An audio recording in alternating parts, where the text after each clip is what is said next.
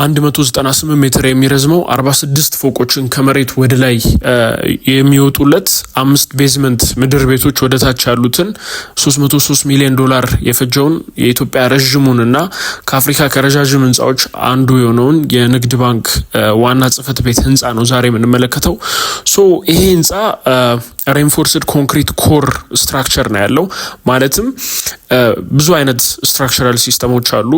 ሎድ ቤሪንግ ስትራክቸራል ሲስተም አለ። ብዙ ጊዜ ሀገራችን ላይ ሰርቪስ ቤቶችን የምንሰራው በሎድ ቤሪንግ ስትራክቸራል ሲስተም ነው።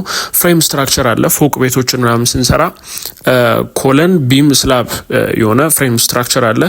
ይሄኛው ደግሞ የንግድ ባንክ ደግሞ ኮንክሪት ኮር ስትራክቸር ነው።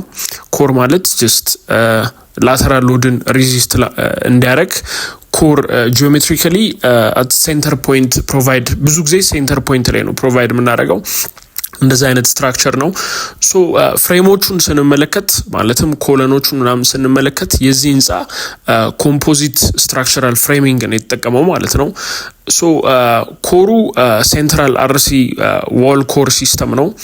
ለላተራል ስቴቢሊቲ ማለትም ለጎንዮሽ መረጋጋት ህንጻው እንዲያገኝ ፕሮቫይድ የተደረገ ስትራክቸራል ሲስተም ነው።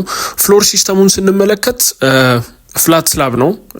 ድሮፕ ፓኔሎች ፕሮቫይድ ተደርገዋል ለፐንቺንግ ሺር ሬዚስት እንዲያደርግ ማለት ነው እና ፖስቴንሽን እንዲሆኑ ስላቦች ናቸው።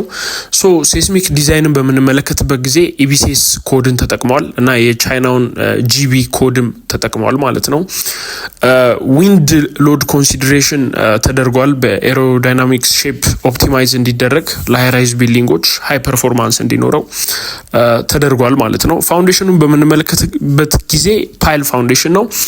ይህ ህንጻ መገኛው አዲስ አበባ ሲሆን ክላይንቱ ማለትም ባለቤቱ የኢትዮጵያ ንግድ ባንክ ነው።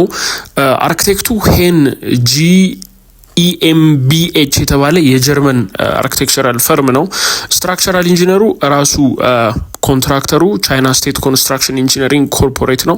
ሜን ኮንትራክተሩም ራሱ ነው። ስለዚህ ይሄ ፕሮጀክት ዲቢ ፕሮጀክት ነው ማለትም ዲዛይን ቢልድ ፕሮጀክት ነው። ራሱ ዲዛይን አድርጎ ራሱ ነው የሚሰራው ማለት ነው። ፕሮጀክቱ ወደ $303 ሚሊዮን ፈጅቷል። የተመረቀበት አመት የተጠናቀቀበት አመት 2022 እንደ አውሮፓውያን አቆጣጠር ነው።